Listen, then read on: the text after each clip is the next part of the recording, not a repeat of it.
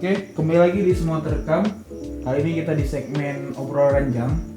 Samping saya sudah ada Vandol, seorang penyair muda. Halo. Teman saya juga di kampus. Ya, sehat. Halo semuanya. Vandol ini dia sudah banyak memenangkan lomba baca puisi nasional juga ya. Nasional juga. Alhamdulillah ya. Dia juga yang mewakili kampusnya itu UIN Arendiri, kampus saya juga. Vandol jurusan apa? Jurusan Pendidikan Teknologi Informasi. Oke. Bagaimana Vandol bisa mengenal puisi? Oke. Pertama-tama kali gitu, kok bisa jatuh cinta sama puisi? Sebenarnya kalau dibilang jatuh cinta sih enggak ya. Tapi karena pada masa itu saya SD ya, lebih tepatnya saya mulai dari awal saya mengenal puisi. Aku tuh anak dari almarhum ayah aku, seorang penyair Melayu lebih tepatnya. Nama beliau adalah Abdullah Sulaiman. Kalau nama kepenyairannya itu AS Dolesa. Pada saat itu ayahku sering latihan di rumah, sering mengasah kemampuannya membaca puisi di depan aku. Karena aku anak SD yang tertarik dengan hal-hal yang aneh. Karena kan kita waktu SD itu melihat orang melakukan atraksi itu kan aneh. Jadi aku nonton tiap hari. Hingga sampai suatu saat, itu tahun 2005, setelah tsunami, ayahku menyuruh aku untuk menulis puisi. Menulis puisi tentang tsunami. Nah, aku kan bingung bagaimana puisi itu dan apa itu puisi, kan aku masih bingung. Lalu dibantulah oleh ayah. Waktu itu aku pertama nulis puisi Aceh Lambala. Nah, konsepnya seperti ini. Ayahku bertanya, apa yang Irfan resahkan terhadap tsunami ini? Maka tulislah itu. Nah, aku coba lihat, karena kita kurang dalam berbahasa Indonesia pada saat itu. Jadi aku tulis kata pertamanya itu Aceh Lambala. Nah, kalau diterjemahkan dalam bahasa Indonesia mungkin Aceh dalam bencana. Jadi Aceh Lambala itu aku buat secara singkat, lalu dikembangkan oleh ayahku. Maka lahirlah puisi yang utuh gitu. Nah, tidak sampai di situ, ayahku tepat pada 17 Agustus, ayahku menyuruh aku membacakannya di depan umum. Di mana tuh? Di Merdu tepatnya. Aku kan acara apa saat itu? 17-an. 17. Oh, 17. Maksudnya perayaan 17 Agustus. Iya, di kampung. Iya. Sedang upacara atau gimana? Enggak, panggung apresiasi 17-an. Tahun berapa tuh? 2005. Berarti pas tsunami ya? Ya, setelah tsunami, setahun setelah tsunami. Jadi di tengah, kan waktu itu orang mengenal pementasan itu ya tari dan tari gitu kan. Lalu di tengah pertunjukan tarian-tarian anak SD pada masa itu, masuklah aku sebagai pembaca puisi, ya kan? Masuklah sebagai pembaca puisi, orang aneh melihatnya. Lah kok puisi? Kan yang ditunggu-tunggu orang pada saat itu ya tarian. Lalu masuk aku dengan kebingungan di atas panggung, aku bacakan puisi Aceh Lambala itu. Tanpa aku sadari, di depan aku ketika aku bacakan puisi itu, orang-orang pada menangis. Nah, di situ aku belum sadar bahwa aku nih mampu mentransfer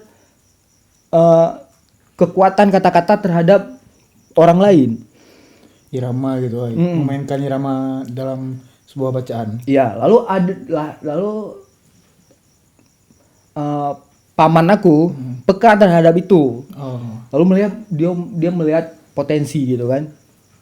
Lalu menyuruh aku meneruskan. Tapi aku tidak mau belajar banyak soal puisi walaupun ayah seorang penyair. Aku tidak belajar, dan tidak diajari juga. Aku tumbuh sendiri. SMP itu aku mulai ikut lomba. Dan itu aku udah pisah. Maksudnya ayahku udah tidak tinggal di rumah lagi. Jadi aku belajar nggak sama ayah. Lalu aku belajar sendiri, belajar nulis, belajar baca puisi. Lomba pertama aku ikuti, aku menang juara 2. dan itu tanpa latihan. Itu sekecamatan ya, sekolah, antar sekolah lah di kecamatan aku. Lalu ketika menang, aku masih belum peduli nih sama puisi,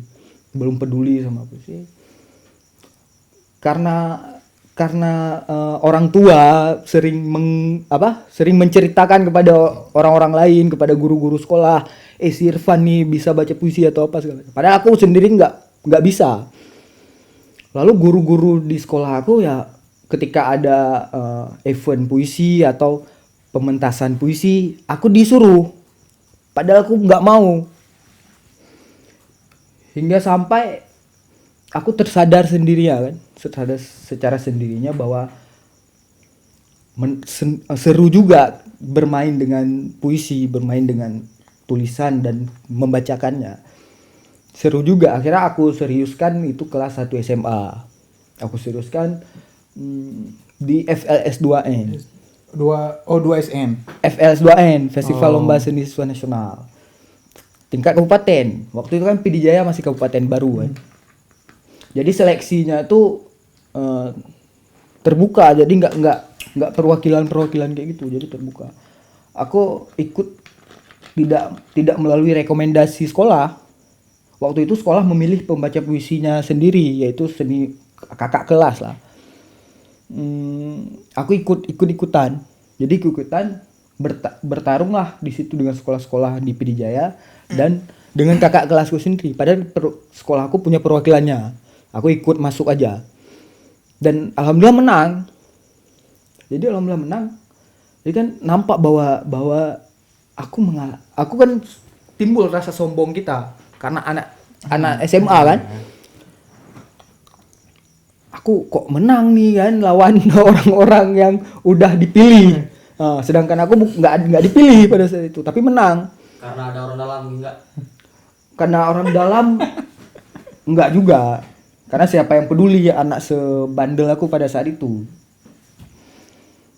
Kalau ada orang dalam pun mungkin tidak menaruh ekspektasi pada aku ini kan. Tunggu. Sebentar saya. Oke. Rokok dulu. Oke. Ini kan perlu tahu nih. Seberapa terkenal? Ya. Sebenarnya tadi ayahmu AS tadi. Dolesa. AS Dolesa di zaman itu. Iya. Karena Iya. mungkin kawan-kawan banyak yang nggak tahu kan, kawan-kawan Iya. kita nih. Jujur aku juga nggak tahu. Iya. Bahwasannya ayahmu dulu pengarang dan seberapa terkenal. Ya, seberapa terkenal aku udah populer di kalangan mudanya gitu kan, di perempuan-perempuan merdu ya kan. Konteks penyairannya. Konteks penyairan. Iya, aku mulai dari situ. Jadi aku dikenal sebagai orang yang bicara di depan, sebagai orang misalnya kalau dia sekolah dulu OSIS atau apa gitu kan, orang yang berbicara di depan kontennya gitu. Jadi kalau dalam konteks kepenyairan, aku pernah diundang di Festival Budaya Melayu Nasional di Taman Ismail Marzuki yang di tim. Iya. Ismail Marzuki. Iya. Di Taman Ismail Marzuki itu diusung oleh Asrizal Nur kalau salah. Dan ada Taufik Ismaila. Sekut, santai. Jangan lagi Pak, santai. Jadi santai. Iya. Jadi bentar nih Surya nih. Dia terbang-terbang. Jadi karena pada saat itu Festival Budaya Melayu Nasional tahun 2006 kalau aku nggak salah, itu di Taman Ismail Marzuki. Waktu itu sayembara sih. Silaturahmi penyair Melayu se-Indonesia. Di situ. Berarti kan beliau adalah salah satu penyair Melayu di Indonesia bersama Taufik Ismail, Asrizal Nur dan sebagainya itu. Selanjutnya ada Festival Budaya Melayu Internasional. Beliau juga diundang di situ di Riau. Waktu itu di Riau, ya. Yaitu dan beliau tergabung dalam Yayasan Panggung Melayu. Waktu itu kan yang buat itu kan ada yayasan YPM, Yayasan Panggung Melayu Internasional. Beliau tergabung. Tapi kenapa mungkin beliau tidak banyak dikenal karena dia berhenti sebagai penyair. Bukan berhenti sih, dia lebih ke ini, tidak melanjutkan ke eksistensinya dalam kepenyairan. Dia tidak mempromosikan diri sekuat penyair lokal di Aceh gitu kan. Karena dia lebih udah netap di pesantren waktu itu, mengajar dan belajar. Dia gitulah. Mungkin aku tidak berniat meneruskan perjuangan ayah di penyair, enggak juga. Walaupun suka pada Iya, puisi. karena itu balik lagi ke kesadaran aku diri sendiri kan. Oke. Ini untuk melanjutkan tadi pertanyaan pertama. Aku kan sering baca puisimu tuh di Instagram, di Facebook. Oke. Aku jujur orang yang suka pada puisi dan suka pada puisi, keindahan kata-kata, permainan kata-kata, dan aku nggak suka itu teori puisi. Ya, itu aku pekimak kali itu kan. Bagi aku persetan itu. Bagi aku nulis puisi aja sebagai personal gitu. Aku melihat puisimu tuh, aku membaca puisimu itu lepas dan naratif dibilang. Oke, bisa Kayak jadi. bercerita gitu, panjang-panjang itu. Ya. Itu Oke, aku paham. Vandol ada belajar nggak teori itu? Walaupun kan bukan sastra, Iya. ada belajar nggak? Sebenarnya kalau belajar ya aku belajar juga secara belajar ke orang lain dan belajar sendiri kan. Tulis yang bermetafora. Sebagai penulis puisi yang bermetafora, yang memainkan diksi-diksi, memainkan hiperbola, maja segala macam. Hingga itulah tadi. Aku nggak peduli juga soal itu. Iya, hingga akhirnya aku tersadar bahwa kalau kita kejar itu terus, ya kita nggak bakal selesai dengan pelajaran puisi. Iya. Maka berdamailah dengan pemahaman sendiri. Yes. Dan intinya puisi kita yang kita tulis itu mewakili banyak dan bisa dirasakan dan dinikmati banyak orang. Gitu aja sih. Kalau puisi ayah yang paling ingat tuh apa? Yang paling membekas tuh? Ya, paling bekas ada satu puisi Balada Seorang Anak. Ada seorang. Itu Berarti mungkin tentang dirimu tuh. bisa jadi atau mungkin tentang anak-anak orang lain, kita nggak tahu. Tapi aku ketika baca itu memahami bahwa ada pesan yang sangat kuat yang aku tanamkan hingga sekarang dari puisi itu. Setelah aku memaknainya berulang kali. Kalau misalnya menulis tuh dalam apa, ketika menulis puisi itu dalam keadaan apa? Apakah harus ada suatu masalah atau misalnya jatuh cinta ya kan? Itu pasti kalau aku dulu pengalaman waktu SMA tuh, kalau aku suka tuh memendam rasa kayak rasa sedih itu, aku pengennya ada terus di aku gitu. Kalau aku supaya ide aku ada tuh. Aku udah merasakan itu ketika aku SMA. Kalau Vandol ada nggak simpan rasa saya ada masalah nih? Itu waktunya untuk menulis. Itu waktunya untuk menghayal. Ya. Dalam keadaan seperti apa? Sebenarnya puisi itu ditulis dalam keadaan kesadaran yang 100% sebenarnya. Ya. Tapi kalau sebab akibat, mungkin karena patah hati atau karena meresahkan sesuatu, itu ada juga. Tapi gini, aku memahami bahwa berpuisi itu adalah soal keberanian, berani mengutarakan apa yang luput di penginderaan orang lain. Maka yang dikuatkan harusnya adalah kepekaan dan penginderaan kita. Penginderaan itu bukan dari sekedar melihat sesuatu, tapi seluruh tubuh kita ini bekerja dalam merenungi sebuah puisi. Artinya berdasarkan itu, artinya apa? Puisi itu kan sentuhan. Jadi tergerak untuk menulis puisi itu karena ada sentuhan kita terhadap penginderaan kita. Jadi ketika berhadapan dengan realitas, kesadaran kita itu tersentuh dan tergerak untuk membuat puisi. Maka dalam konteks iklan.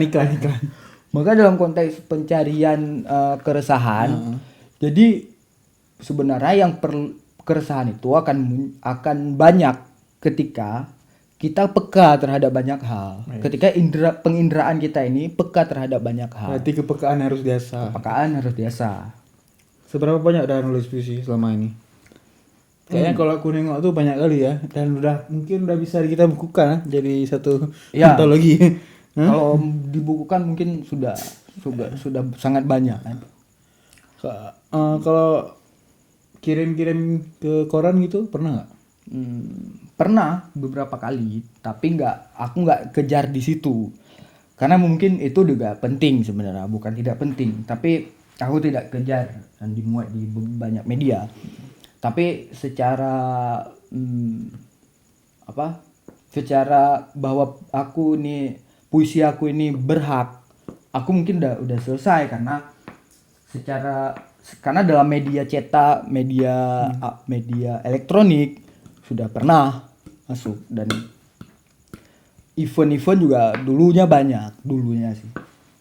Sekarang mungkin targetnya aku ingin membukukan itu. Tapi seberapa banyak puisinya? Bisa dihitung puluhan, ratusan kasarnya? Mungkin lebih dari 100. Dan malah lebih mungkin. Aku nggak ngitung. aku pernah di satu acara tuh waktu kita di mana tuh kita diskusi buku kan. Ada aku nengok kau menulis puisi di atas daun. Iya. Ya di sungai itu di Jawa Jembatan Lamjong nggak salah. Iya, itu sebenarnya aku lagi kemiskinan sebenarnya. bukan Sebentar aku untuk anjing. Nggak ada sopan santuna. Oke, nggak apa-apa. Nulis puisi daun ya. Daunnya itu berasa. Bukan, dia nulis puisi di atas daun tuh. Dia duduk di atas di pinggir sungai, bukan di atas. Dan ketika itu dia balik badan, lihat aku baru siap nulis puisi. Iya, itu karena beberapa hari sebelumnya HP ku tuh dicuri. HP aku dicuri hingga pada satu acara ya di Limpo ya. Limpo. Enggak sebut merek. Di pinggir sungai itu kan kita kan lagi nunggu acara. Iya, acaranya lama kali. Kayak anjing orang tuh. Iya kan? Akhirnya kita main-main, jalan-jalan. Tibalah di sungai, ya kan? Tibalah di pinggir sungai. Hasrat aku nih bergejolak ingin nulis. Ya kayak anak India nih, nggak senja gitu. Kurang kopi aja. Kurang lebih kayak gitu kan. Lalu aku ngambil lihat di jaket nih. Ada pulpen kebetulan. Kebetulan ada pulpen. Lalu aku cari nih di mana mau aku tulis. Pertama mau tulis di kotak rokok kan. Rokok pun udah habis. Pokoknya lagi sedih ya lah, lagi miskin lah. HP baru dicuri. Anak kos Kok lagi musibah lah kan, HP dicuri. Biasa kan kalau penyair itu kalau nggak penulis puisi itu kan kalau banyak kan sekarang nulis di HP dan catatan ya. Lalu ada daun tuh, langsung ku tulis di daun. Biar sebagai adalah ininya, peninggalan catatannya. Oke, kalau sebenarnya nggak dibuat-buat, cuma karena lagi miskin aja kan.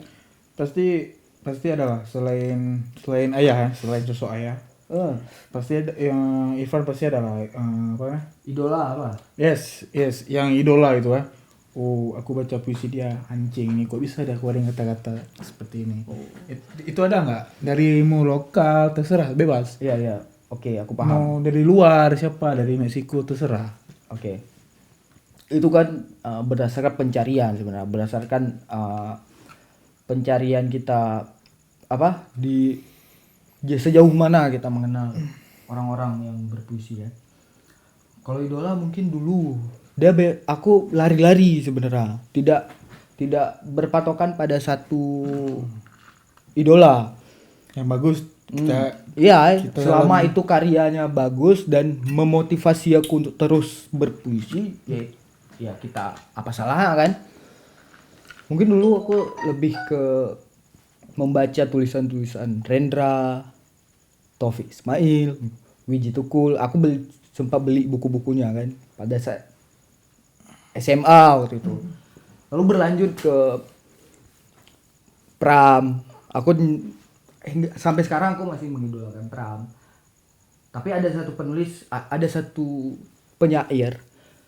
Ya, kita sebut dia penyair. Beberapa penyair yang sampai sekarang aku coba cari, coba terus menggali ide-idenya, puisi-puisinya. Coba. Itu kayak Ais Darta. Mungkin nggak banyak yang kenal, tapi Ais Darta tuh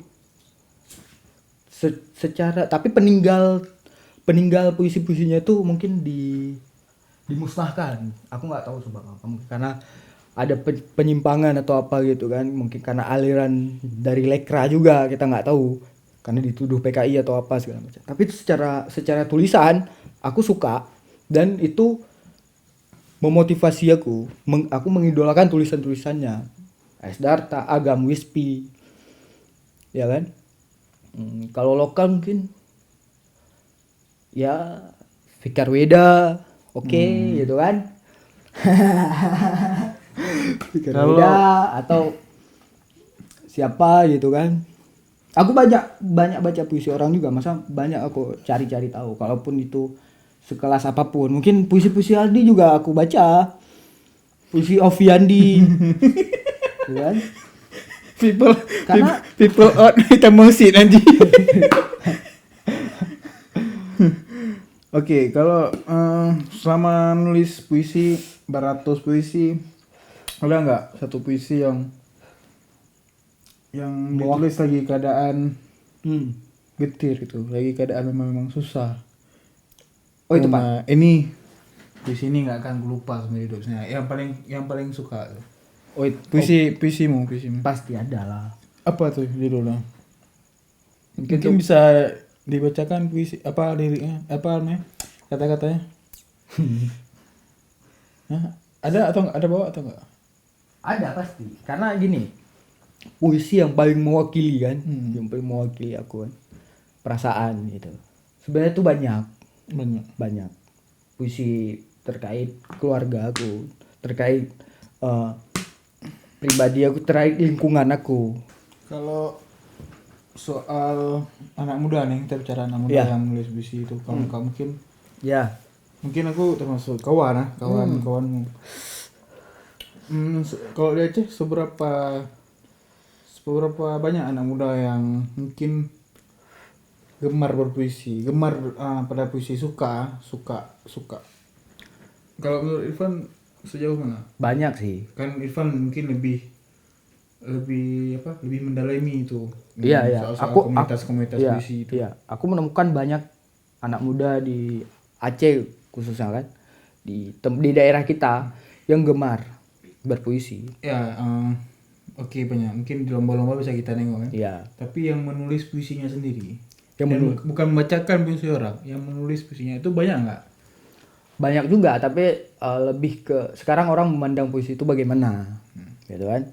Mungkin hanya sekedar mewakili perasaan, meluapkan emosi individu, emosi pribadi ke dalam puisi. Ada juga. Itu kan tergantung pencarian orang. Tapi banyak, aku bisa bilang banyak di daerah kita yang menulis puisi. Cuman puisi yang seperti apa yang membuat dia menulis puisi itu, ya itu terserah dia kan. Gitu sih.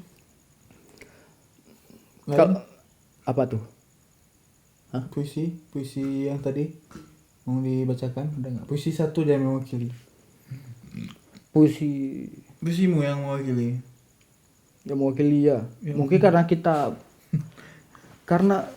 mahasiswa, dan karena aku masih mahasiswa juga, mungkin puisi yang sekarang yang lebih cocok ya kita buka di sini, ya mungkin keresahan kita sebagai mahasiswa dan yang keterpurukan kita dalam menjalani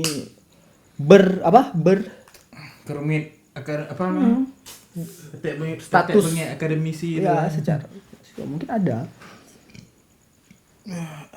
Mungkin bisa dibacakan. Oh, harus dibacakan. Enggak, aku pengen tahu liriknya dan kita harus membedah tuh bagaimana perasaanmu ketika itu. Aku suka sekali itu.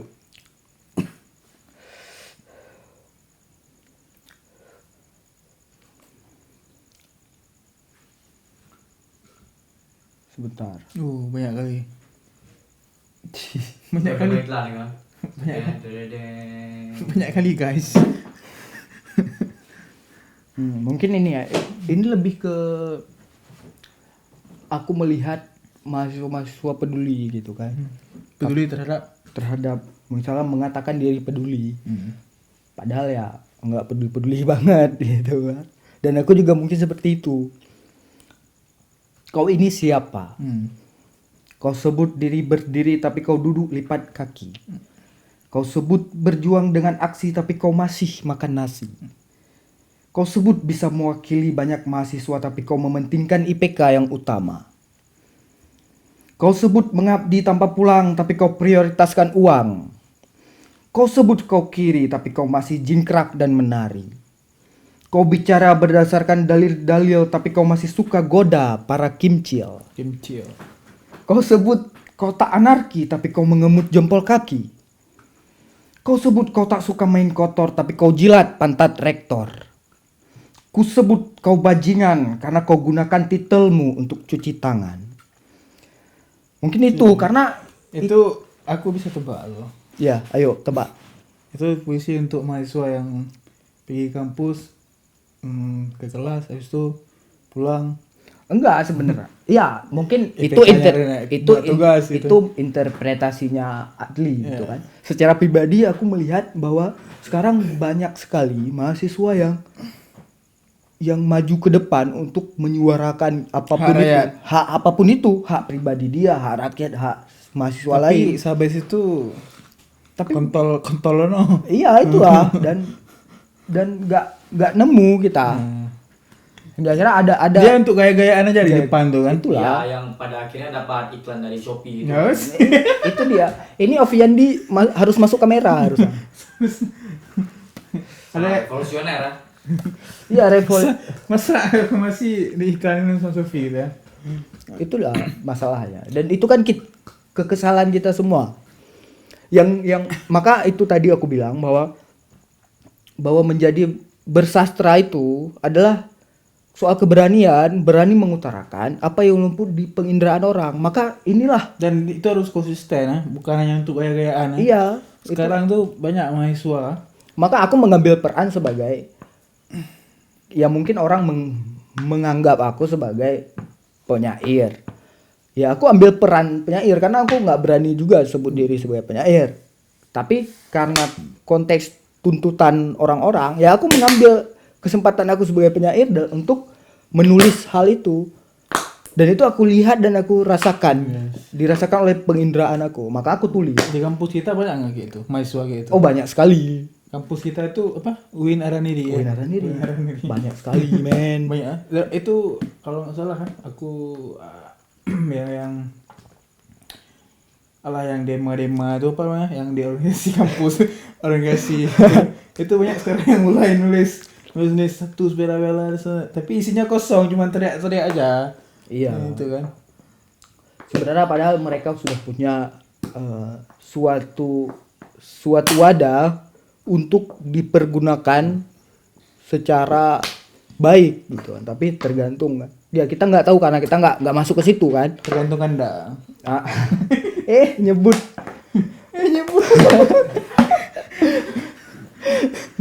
Oke, sudah berapa jam? Ini kayaknya sudah setengah jam ya kita ngobrol.